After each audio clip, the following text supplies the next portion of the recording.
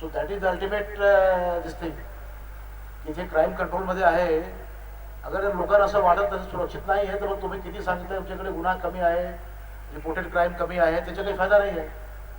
So that is no question. आणि हे आपण फ्री रजिस्ट्रेशन आपण नेहमी सांगतो, चाहे सायबर असो, मोबाईल चोरी असो, जबरी चोरी असो, डकैती असो, काही असो, आणि केलंच पाहिजे. त्याच्यामध्ये काय फरक पडणार आहे. आणि मी एज अ CP कोणाचे काही आजपर्यंत मी कोणाला मी विचारलंच नाही की तुझ्याकडे गुन्हा वाढलाय कमी झालाय. तुम्ही विचारा कोणाला. मी आजपर्यंत मी 1.5 वर्ष झाला इकडे कोणाला विचारलं नाही मी की तुमच्याकडे गुन्हा का वाढत आहे. गुन्हा वाढत आहे तर तुम्ही त्याला प्रिव्हेंटिव्ह हे करा, आणि जे स्ट्रीट क्राईम आहे ते कसं प्रिव्हेंट करता येईल आणि डिटेक्शन करा त्याच्यात. आता मोबाईल चोरी झाला हे झाला तो ठीक आहे, तसं आपण ट्रॅक करू, पण बाकी गुन्हापेक्षा तो एवढ्या सिरियस गुन्हा नाही येतो. ड्रग्सचे जे आहे ते आय डोंट हॅव त्याच्या टक्केवारी किती आहे आपल्याकडे. आपण जेवढे आरोपी अटक केले ट्रकमध्ये, नाही त्याला कन्व्हिक्शनचे ते टक्केवारी सध्या माझ्याकडे नाही आहे. कन्व्हिक्शन किती झालं त्याचं म्हणणं कन्व्हिक्शन काही होत नाही. तसं नाही आहे. ते ड्रग्सचे केस फार सिरियस आणि गंभीर असतात. त्याचे laid down procedure in defence ॲक्टमध्ये आहे. त्याचे पंचनामा वेगळे आपण करतो. त्याचे बाकी ठिकाणी ते थोडा नंतर मी सांगू शकतो त्याचे कन्व्हिक्शन वगैरे किती झालेले आहे. सर स्मार्ट सिटीमध्ये तर इकडे स्मार्ट सिटीमध्ये मोठ्या प्रमाणात गुन्हेगारी घटना दिसत. या संदर्भात भविष्य काळामध्ये नवी मुंबई पोलीस उपाययोजना काय करतील? स्मार्ट सिटीमध्ये, आणि आपण सर्व स्मार्ट सिटी आहे ना, आपण सर्व स्मार्ट आहात त्या ठिकाणी. स्मार्ट सिटीमध्ये स्पेशली नवी मुंबईमध्ये बरेचसे ऑलरेडी व्यवस्था झालेली आहे.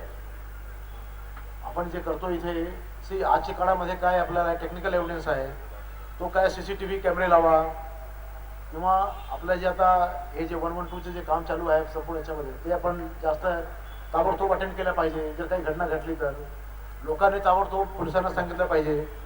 आणि आपण सर्व जेवढ्या बाजारपेठ आहे बाकी लोक आहेत त्यांनी बरेचसे लोकांनी स्वतःचे कॅमेरे बसवलेले आहेत.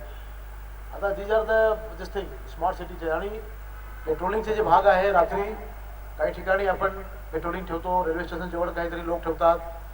काही भागामध्ये क्राईमच्या दृष्टिकोनातून पेट्रोलिंग ठेवतो. ॲडिशनल CP साहेब स्वतः मॉनिटर करतात आपल्या सर्व ताऱ्याचे रात्रीचे पेट्रोलिंग, दिवसाचे जे आहे बाजारपेठेचे काही पेट्रोलिंग, आणि इतर जे व्यवस्था आहे स्मार्ट सिटीमध्ये. काही ट्रॅफिकची पार्किंगची जी प्रॉब्लेम आहे, किंवा सिग्नलची प्रॉब्लेम आहे, किंवा त्याच्या आणखी काही स्ट्रक्चरल काही बांधकाम करता येईल, लाईटिंगची जी व्यवस्था आहे. आपले दर महिना इथे एक मीटिंग होते तिकडे. ते मीटिंगचे मेन आहे ते महिलांच्या विरुद्ध अत्याचाराचे कसं आपल्याला कमी करता येईल त्या सर्व मीटिंग आहे. त्याच्यामध्ये सर्व डिपार्टमेंटचे लोक येतात, आणि त्याच्यामध्ये आपण आढावा घेतो की लाईटिंग कुठे नाही आहे. ज्या ठिकाणी फिरणे जातात त्या ठिकाणी लाईटिंग ठेवा, काही व्हायलेटिव्ह ठेवा, टॉयलेटची व्यवस्था करा. तर हे इट्स इंटिग्रेटेड अप्रोच, मल्टीप्रॉन्ग अप्रोच आहे. त्याच्यामध्ये सर्व जे लोकल बॉडी आहेत, सिडको, PWD आणि नगरपालिका, पोलीस, आणखी MSCB किंवा इतर जे सर्वांचे काम आहे, आणि हे म्हणून सर्वांची मीटिंग घेतो आम्ही. सर आपसे एक सवाल पूछना चाहती हूँ कि कोरोना का जो 2 साल था वो वेरी क्रिटिकल था, ये सभी जानते हैं, लेकिन इस दौरान जो क्राइम रेट है वो भी बढ़ा है, अपराध में की जो घटनाएं घटी हैं, तो क्या उसमें जो सराइत गुनहगार हैं कि इस बार कुछ नए यंगस्टर्स भी इस क्राइम में इन्वॉल्व पाए गए हैं?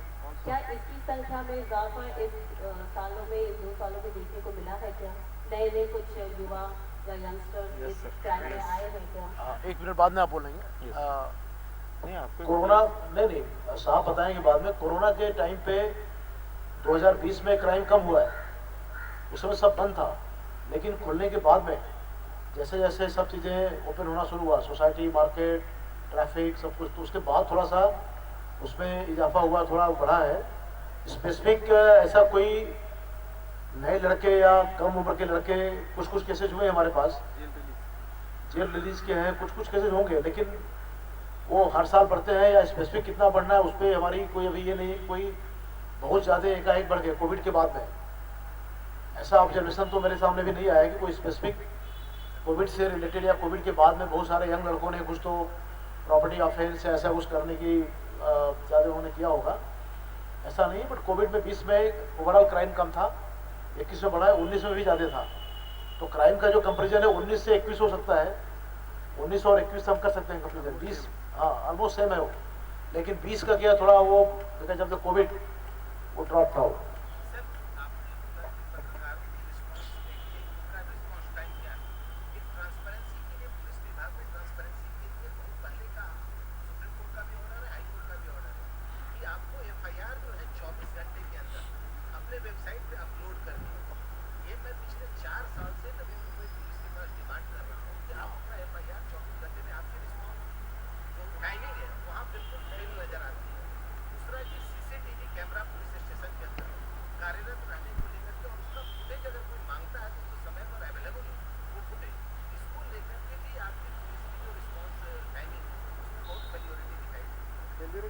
फेल्यूरिटी नहीं है वो बताते हम। नहीं, आप सवाल पूछिए, फेल्यूरिटी मत बोलिए। अच्छा एक देखो ऐसा है कि ये तो कुछ FIR जो हम नहीं कर सकते हैं अपलोड, वो जो सेंसिटिव होते हैं नहीं देते हैं, लेकिन बाकी सारा करना ही पड़ता है। 24 घंटे के अंदर हमको सारे FIR अपलोड करने पड़ते हैं। जो पावर एसीपी करते हैं हमारे एक सेकंड तुम्ही ऐकून घ्या, आमच्याकडे जे ACP आहेत, सहायक पोलीस आयुक्त जे आहेत, ACP लोक आहेत, त्यांची जबाबदारी आहे, ते लोक करतात आणि ते 100% आपल्याला करावे लागतात। काही आपण करत नाही, काही त्याच्यामध्ये हां जसे पोस्को केसेस आहेत किंवा जे आपल्याला अपलोड करणे अपेक्षित नाही आहे त्या सोडून आपण सर्व करतो आहे। तसं नाही येता 24 आवर में सर्व होतो। कधी कधी मे भी अगर कहीं सिस्टम डाउन होगा तो एक आध दिन लेट हो सकता है। कोणी ACP सांगू शकतं काही पेंडिंग आहे का आपल्याकडे? ये आपके लिए नहीं, हमारे लिए मैंडेटरी है। तो दूसरा सवाल है आपका, आपने दूसरा सवाल पूछा कि CCTV फुटेज पुलिस स्टेशन में कैमरा नहीं मिलता है। अभी वो प्रोसेस में है। अभी जो काम दिया है वो गवर्नमेंट ने किसी और को दिया है बिठाने के लिए, तो कई जगह उसका काम हो गया, कई जगह काम चालू है। एक जगह सुनो, हमारे जो 20 पुलिस स्टेशन है उसमें से अभी जो मेरे पास इंफॉर्मेशन है 1 या 2 जगह छोड़ के बाकी सारे जगह पे 100% चालू है। उसका रिकॉर्डिंग भी है, कोर्ट मांगती है। बहुत सारे केसेज में हमने भेजा भी था। अभी हमारे कुछ केसेज में कोर्ट ने मांगा था, तो कोर्ट जहाँ मांगती है हम देते हैं उनको। अभी मैंडेटरी है कि कितने महीना रखना है उसको, कैसे रखना है, और उसकी अलग से एजेंसी है, वो सब जगह लगा हुआ। सुप्रीम कोर्ट मॉनिटर कमेटी उसको मॉनिटर करती है, और अभी उसमें हमको कोई उसमें ये नहीं है। हमारे यहाँ मेरे ख्याल से अभी कितने बंद हैं, कहीं पे बंद है? झोनल डेस्क नाही सर, 1-2 बंद आहेत आणि एक ऑफर करण्याचं ते DVR काढून आलं सर। ते आपल्याला नाही कंपनीची मेंटेनन्स। एक सेकंड, आता 100% कुठेही बंद नहीं है। 1 या 2 कैमरे एक आधा जगह बंद होगा। ऊपर खैरने का प्रॉब्लम था, क्योंकि वो वहाँ पे जब ये केस हुआ था, कस्टोडियल डेथ हुआ था, तो वो DVR निकाल के चले गए, लेके चले गए कोर्ट में। CID वाले लेके चले गए। CID क्राइम जो हमारा दूसरा डिपार्टमेंट है उनके पास जाता है इन्वेस्टिगेशन, तो वो लेके चले गए। तो उसको रिप्लेनिश करना, दूसरा लगाना है, तो वो जो सिस्टम जो उसको लगाना है उसको बोला गया एजेंसी को, बिकॉज ये एजेंसी है, गवर्नमेंट ने डिसाइड किया हुआ है, तो वो अभी प्रोसेस में है। वो जब लगाएंगे तब लगेगा। तो एक ही जगह प्रॉब्लम है, बाकी सारा चालू है। एक आधा कैमरा कहीं इधर उधर अप डाउन होगा तो होगा, अदरवाइज सारे चालू है, सारा रिकॉर्डिंग चालू है। जब भी कोर्ट मांगती है हमको देना पड़ता, हम देते हैं। हमने कई केसेज में दिया हुआ है।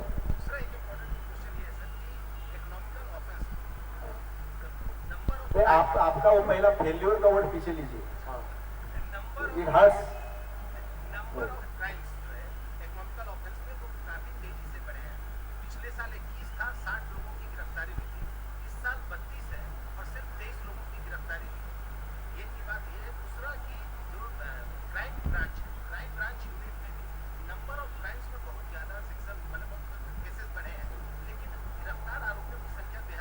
देखो उसमें 2 चीज़ें हैं, आपको समझ में नहीं आता है, क्योंकि कुछ कभी कहीं होता है कि एक आरोपी पकड़े, एक आरोपी को पकड़े, एक आरोपी एक से ज़्यादा के केस का आरोपी होता है।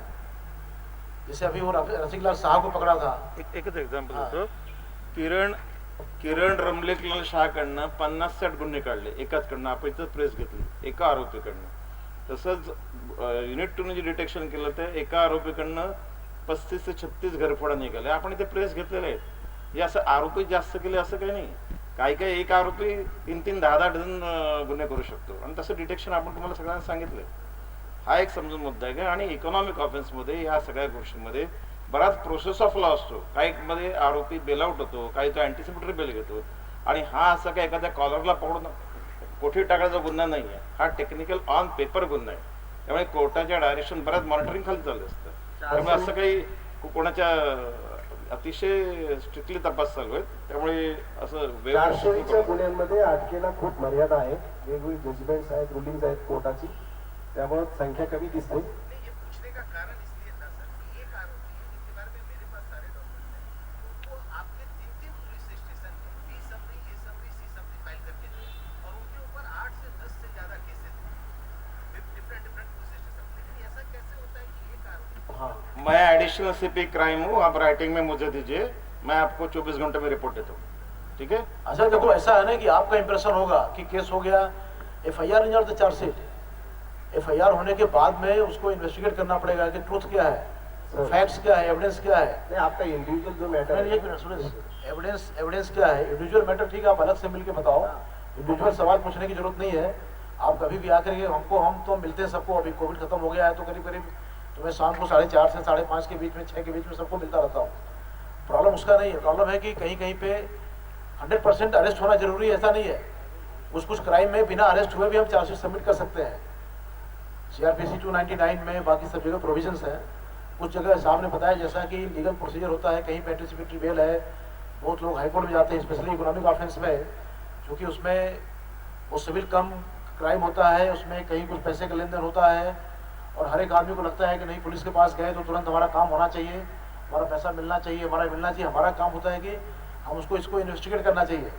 हमारा काम आपका पैसा दिलाने का नहीं है. हमारा काम है इन्वेस्टिगेशन होना चाहिए, लीगल प्रोसीजर फॉलो होना चाहिए, कोर्ट को हमको भेजना पड़ता है उसको, और उस प्रोसेस में आपको जो भी आपका चीज़ जब क्राइम है, पैसा मिलना है तो कोर्ट के थ्रू जो मिलता है. तो हर जगह पे 100% में अरेस्ट करने की जरूरत नहीं है. कुछ लीगल प्रोसीजर की प्रॉब्लम है और कुछ एक से ज़्यादा लोग उसमें होते हैं. प्लस ये धारणा गलत है कि FIR हो गया तो चार्जशीट हो गया, ऐसा नहीं होता. Each and every case arrest is not mandatory. Sir हाँ,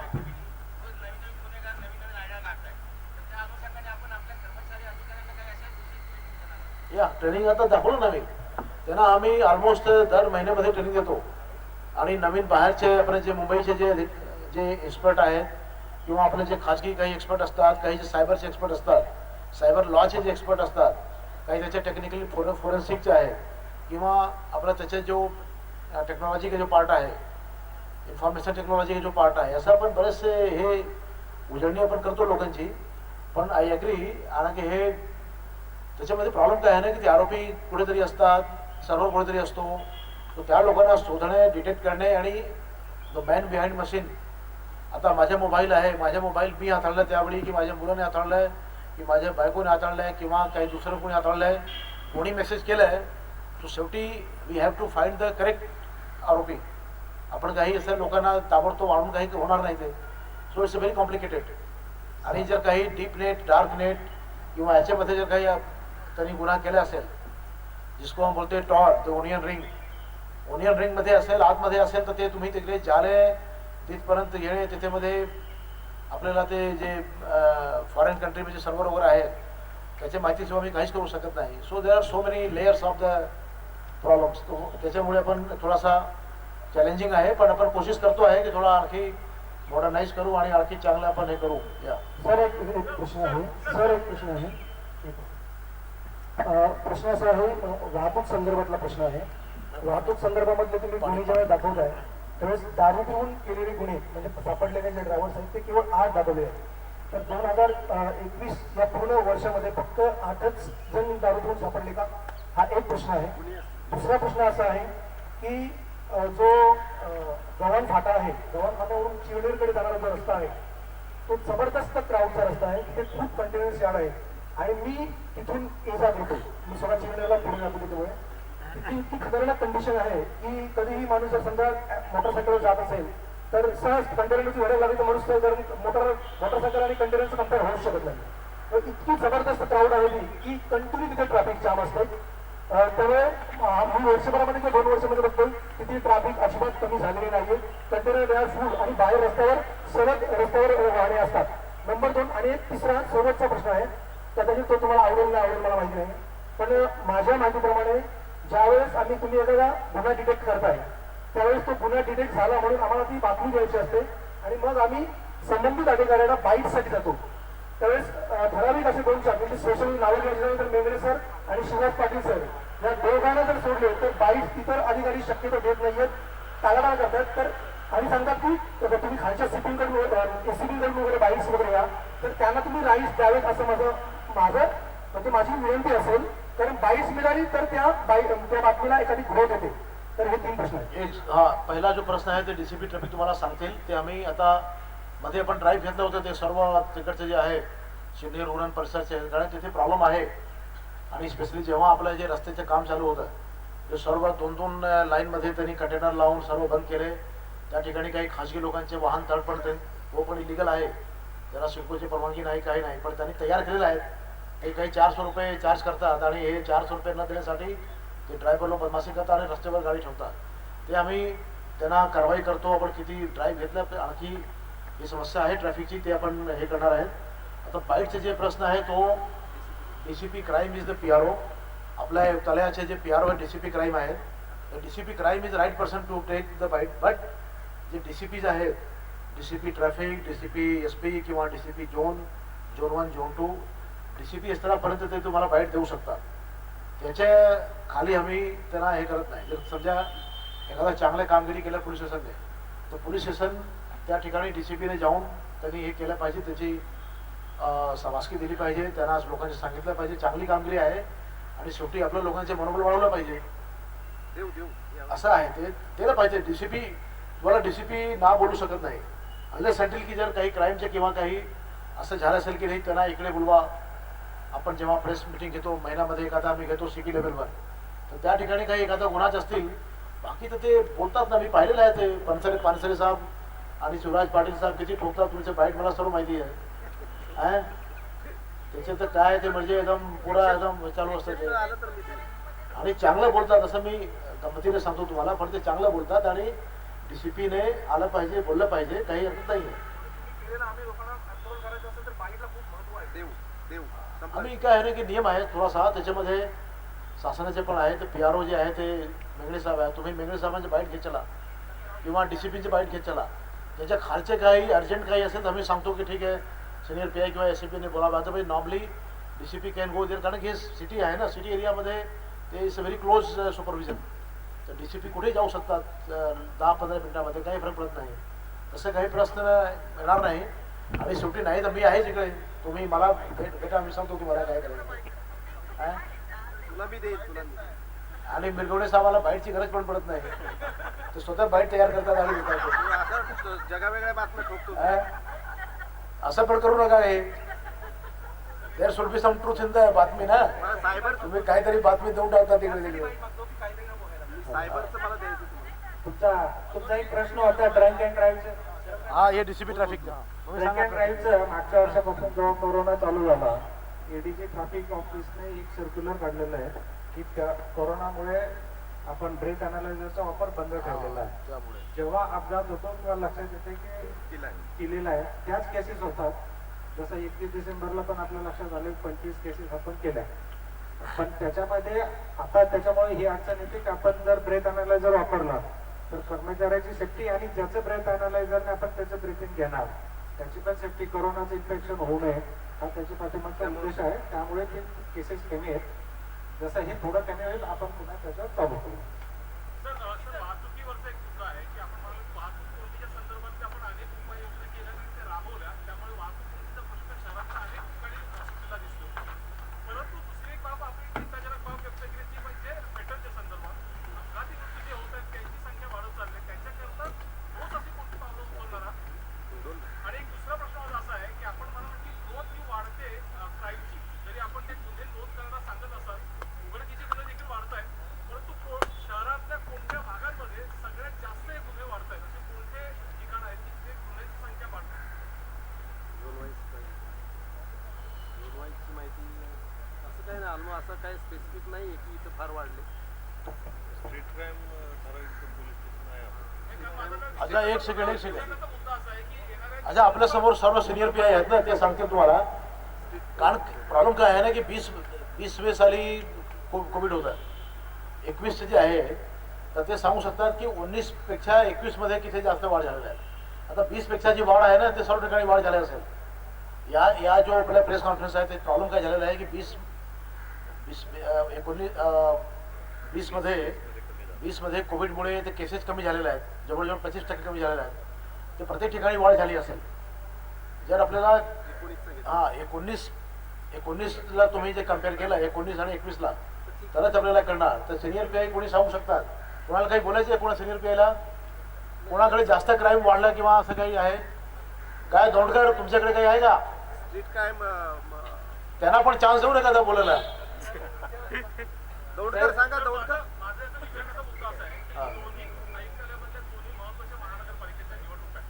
त्या अनुषंगाने जर आपण ह्या गोष्टीकडे लक्ष नाही दिला तर काही दिवसांमध्येच या निवडणुका सामोरं जावं लागणार आहे आणि त्यावेळी मात्र एक वेगळा प्रकार नको व्हायला किंवा त्याच्या संख्येमध्ये कुठे वाढ नको आहे. ते याच्यामध्ये आपलं सर्व तयारी चालू आहे.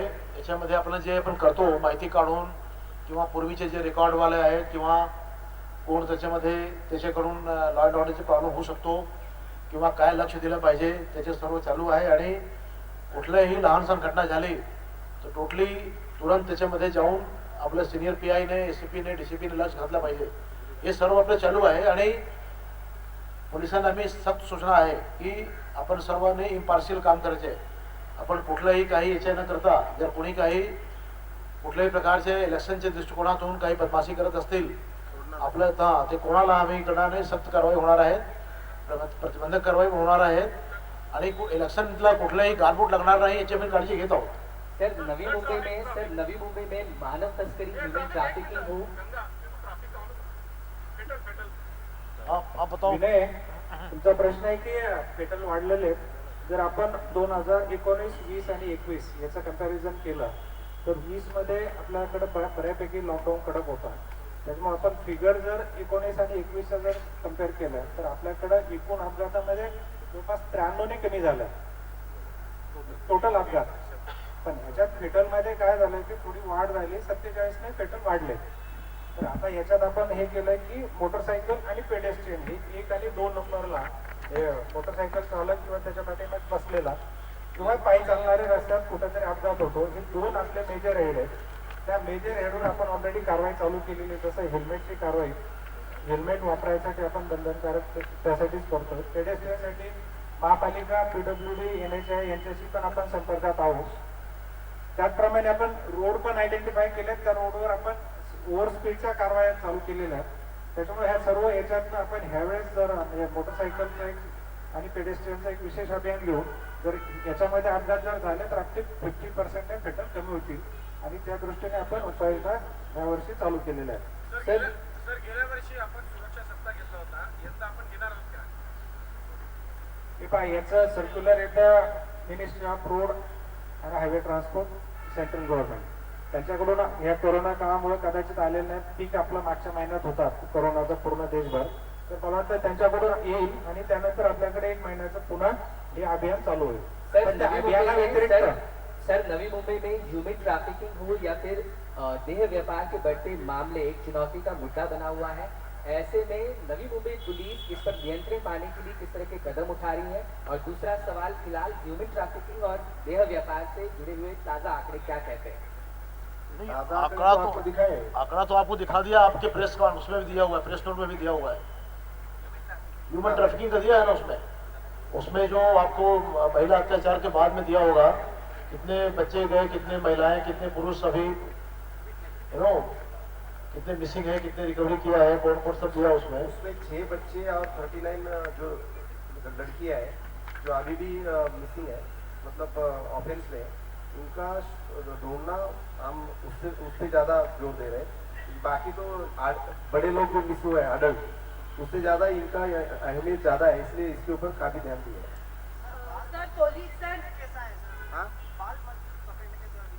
बाल मजदूरच्या केसेस ASTUPI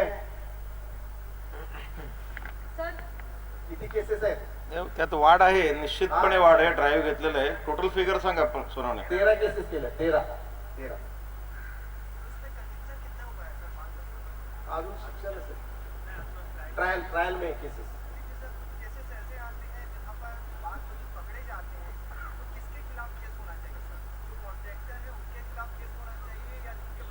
केस के ऊपर निर्भर करता है, वो मजदूर किसने रखा है, वो जो क्राइम में देयर आर सर्टेन क्राइम जहाँ पे की जवाबदारी डायरेक्टर की होती है, मालिक की होती है। कुछ क्राइम होती है जहाँ पे जवाबदारी जो कॉन्ट्रैक्टर उसका होता है। तो हर जगह उसकी जवाबदारी के हिसाब से किसका मेंस लिया है, किसका इन्वॉल्वमेंट है, किसको नॉलेज है, किसको क्या है, उसके हिसाब से कार्रवाई होती है। तुम्हारा स्पेसिफिक कुछ सवाल है मुझे लगता है, तो पीछे मुड़कर वो साहब आपको बताएंगे। नेक्स्ट पुढचा घ्या। लक्षात आलं ते. हां. सर, यावर्षी किती असे पोलीस अधिकारी आणि कर्मचारी आहेत ज्यांच्यावर विभागीय चौकशी किंवा अन्य कोणत्या प्रकरणावर चौकशीसाठी नोटीस बजावण्यात आली?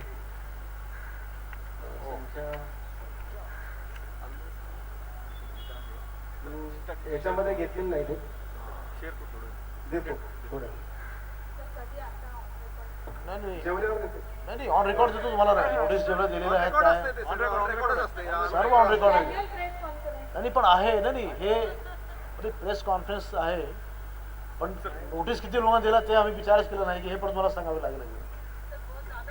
तो डिपार्टमेंटल ॲक्शनचे जे काम आहे ते नाही नाही, नाही. 18 लोकांवर डी चालू आहे आहे. 18 लोकांवर डी चालू आहे. एक सेकंड 18 टोटल 18 लोकांवर अभी विभागीय चौकशीची कारवाई चालू आहे डी. 18. पण काही बरेच लोकांना आपण नोटीस दिलेल्या आहेत, काही लोकांना शिक्षा पण दिलेल्या आहेत. तर त्याचे फिगर तुम्हाला ठीक आहे, if you can get the figure. CP सरांच्या वतीने अभी एक पूछो उसको विनंती कितने लोग करायची हैं. आहे आपल्या मार्फत लोकांना की अभी तयार है. ज्या हे जे सायबरचे जे ऑफेन्स घडत आहे, जी संख्या वाढते, फार आशादायी जरी नसलं तरी नवी मुंबईचं डिटेक्शनचं चित्र यावर्षी 25% सरांनी मगाशी सांगितलं. सरांच्या वतीनं हे आम्हाला विनंती करायची की जेव्हा सायबरचा एखादा गुन्हा घडतो तेव्हा लोकांनी त्याला पटकन लगेच त्याची कंप्लेंट कन्सर्न बँक पोलीसकडे करणं गरजेचं आहे. आणि जे NCCRP जे पोर्टल आहे त्याच्यावर जर त्यांनी ऑनलाईन तक्रार केली तर ती तक्रार महाराष्ट्र सायबरकडनं पोलीसकडे येते आणि पोलीसनं त्याच्यावर क्लिक केल्यानंतर ती त्या कन्सर्न बँकेकडे जाऊन त्याचं अकाउंट होल्ड केलं जातं. यासाठी लोकांनी पण हे गुन्हे कमी करण्यासाठी लोकांनी सुद्धा जे सोयी सवलती उपलब्ध करून दिल्यात त्याचा वापर जर लवकर केला तर मला वाटतं अजूनही याच्यामध्ये आपण बऱ्यापैकी कंट्रोल करू शकू आणि तरच याच्यावर थोडासा आळा बसेल. आणि आपण याच्यामध्ये इंटरव्हीन करून बऱ्याच लोकांचे आपण आम्ही पैशाचं ट्रान्झॅक्शन थांबवलेलं आहे. काही लोकांचे पैसे आपल्याला 26 लाख लोकांचे 26 लाख रुपये सर्व मिळून परत मिळालेले आहे. आणि ही चांगली व्यवस्था आहे की आपण जर काही ताबडतोब माहिती मिळाली तो आपण जे इंटरमिडिएट जे बँक वगैरे आहेत त्यांना ताबडतोब ते तिकडे सांगून त्याचे फर्दर ट्रान्झॅक्शन आपल्याला थांबवता येईल असं प्रोव्हिजन आहे त्याच्यामध्ये. सीपी सर, ठाणे आणि मुंबई शहरामध्ये जे पोलीस आयुक्तालयामध्ये प्रत्येक दिवशी डे टू डे जे गुन्हा घडतात त्यांची सगळी माहिती पत्रकारांना दिली जाते. आपली जर पण ती सुविधा उपलब्ध होती, तुम्ही मला वाटतं गेल्या 5 वर्षापासून ती बंद झाली, ती परत सुरू करणार का तुम्ही? डे टू डे जेवढे गुन्हे जे घडतात गुन्हे त्याची माहिती- घडतात FIR जी आहे ती FIR तर ऑनलाईन उपलब्ध आहे. बाकी गुन्ह्याचे डिटेल्स जर पत्रकारांना रोज द्यायचं म्हटलं तर ते आम्हाला शक्य नाहीये आणि त्याच्यामध्ये बघावं लागेल की गुन्ह्याच्या नाही तपासात सर, काय ठाण्यामध्ये पण दिले जातात, मुंबईमध्ये पण दिले जातात. अच्छा. रोज दाखल येतात. गुन्ह्यांची माहिती, फक्त दाखल गुन्ह्यांची माहिती. हा, दाखल गुन्ह्यांची माहिती.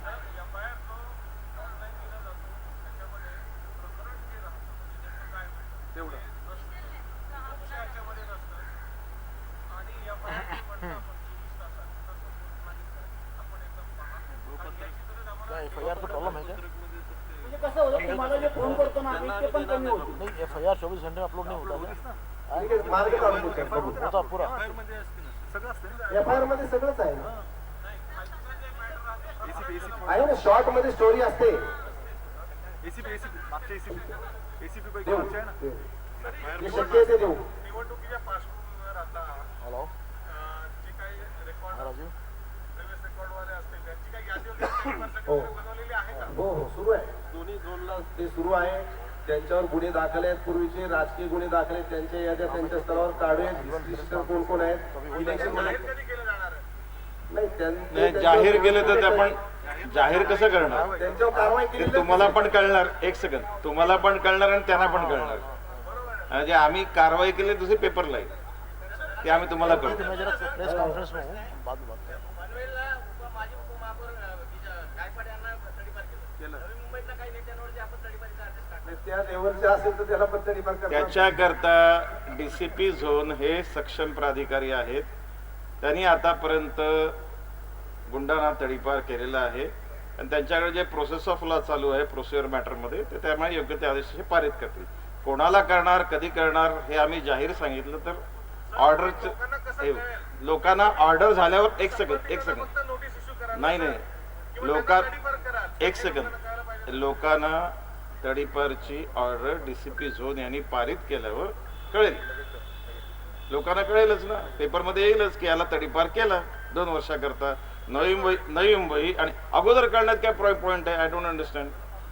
जाहीर झाल्यावरच कळेल ना लोकांना.